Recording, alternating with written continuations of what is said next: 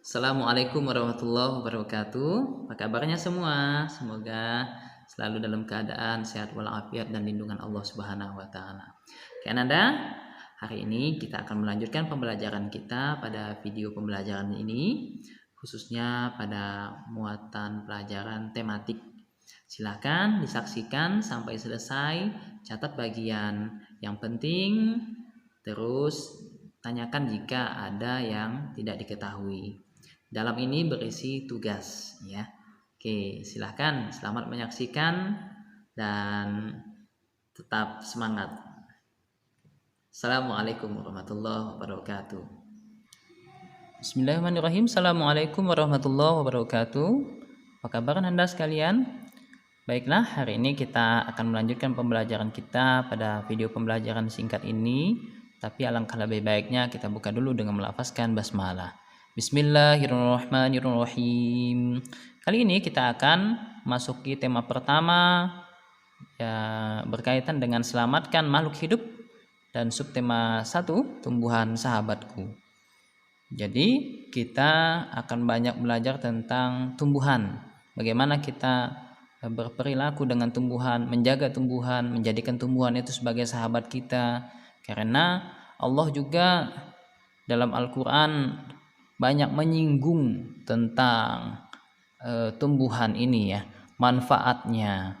Karena dengan kita menyayangi tumbuhan, maka kita pastinya akan merasakan nikmat yang lebih gitu ya.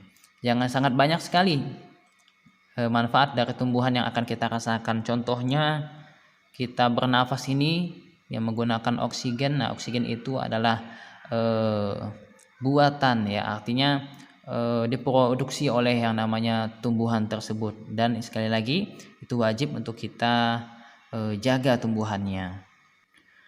Nah, berikut ini ditampilkan teks contoh pengamatan. Nah, pada suatu hari Dedi mendapat tugas membuat laporan hasil pengamatan tentang bagian-bagian tanaman singkong yang dapat dikonsumsi. Jadi harus melakukan pengamatan terhadap tanaman singkong terlebih dahulu. Setelah itu barulah Dedi dapat menuliskan laporan hasil pengamatan tentang bagian-bagian tanaman singkong. Dedi pun meminta ayahnya untuk menemaninya ke kebun singkong di belakang rumah. Dedi dan ayah mencabut satu tanaman singkong, kemudian dia mengamati bagian tanaman dari singkong itu. Kemudian ayah mengatakan bahwa yang dikonsumsi itu adalah umbi akar dan daunnya saja, sedangkan batangnya tidak dapat dimakan, akan tetapi masih bisa digunakan untuk ditanam kembali. Kemudian selanjutnya, setelah selesai mengamati bagian tanaman singkong, Dedi dan ayahnya membersihkan singkong. Kemudian singkong tersebut direbus oleh ibunya Dedi.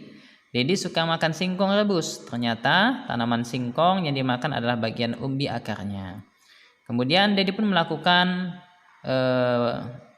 laporan pengamatan tersebut dan menulis dalam sebuah buku yang dibuatnya.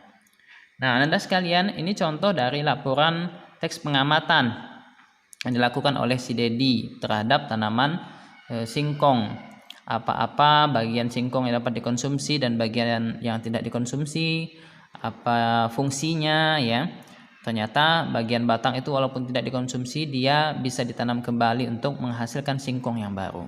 Nah, di sini ada penugasan. Yang pertama, informasi apa yang terdapat dalam teks tersebut. Yang kedua, kita diminta untuk menuliskan langkah-langkah perjalanan Dedi untuk membuat laporan hasil pengamatan tentang bagian tanaman singkong yang dapat dikonsumsi tersebut.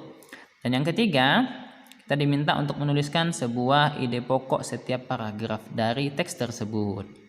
Nah, kita lihat di sini terdapat 3 paragraf, maka kita harus menemukan 3 ide pokok ya. Nah, silahkan boleh dikerjakan nantinya, dan kita lanjut ke materi selanjutnya. Oke, selanjutnya kita akan melakukan pembelajaran di muatan ilmu pengetahuan alam. Nah, kali ini kita akan bahas tentang perkembangbiakan tumbuhan secara generatif. Sebenarnya ada vegetatif ya, vegetatif dan generatif. Tapi untuk sekarang kita belajar tentang generatif dulu. Nah, sebelum lanjut ya, kita akan bahas bagian-bagian dari tumbuhan seperti bunga ini. Nah, yang pertama ada tangkai bunga, ada dasar bunga, ada bakal biji, kelopak, mahkota, kepala sari, benang sari, kepala putik, dan tangkai putik. Nah, ini adalah bagian-bagian dari bunga yang wajib untuk kita ketahui. Oke, selanjutnya macam-macam penyerbukan. Ya, penyerbukan di sini dibagi menjadi 4. Yang pertama penyerbukan sendiri, yang kedua penyerbukan tetangga, yang ketiga penyerbukan silang, dan yang keempat itu adalah penyerbukan bastar. Nah, Ananda bisa mencari sumber informasi lain dari bukunya mengenai penyerbukan ini. Ya, di buku ada di bagian paling depan pada halaman 4 dan 5. Nah, untuk tugasnya ini boleh dikerjakan di buku, kemudian difoto dan kirim. Bisa dikirim secara japri. Oke. Mungkin demikian yang dapat disampaikan, kurang dan lebihnya mohon maaf. Semoga bermanfaat untuk Ananda belajar di rumah. Benar datangnya dari Allah dan salah datangnya dari Ustaz pribadi. Tutup dengan hamdalah dan assalamualaikum warahmatullahi wabarakatuh.